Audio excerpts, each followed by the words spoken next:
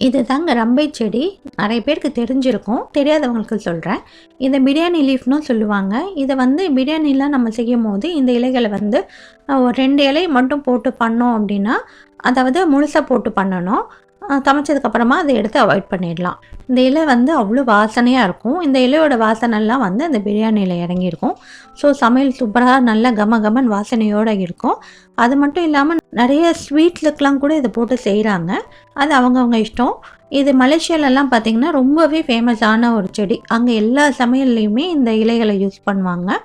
நம்ம ஊர்லயுமே இப்ப ரொம்ப பிரபலமா தான் இருக்கு. இந்த செடி வந்து இப்ப என்கிட்ட அவைலபிளா இருக்கு. இத நான் லாஸ்ட் டைமும் சேல் பண்ணேன். போன வருஷம் நான் குடுத்தப்ப நெறைய பேருக்கு என்னால குடுக்கவே முடியல. ஒரு 5% ஆளுங்களுக்கு கூட என்னால குடுக்க முடியல. என்கிட்ட அவ்வளோதான் ஸ்டாக் இருந்துச்சு. இப்பவும் கொஞ்சம் தான் இருக்கு. யாருக்காவது வேணும்னா, ஸ்க்ரீன்ல தெரியிற இந்த நம்பருக்கு கான்டாக்ட் பண்ணி வாங்கிக்கோங்க.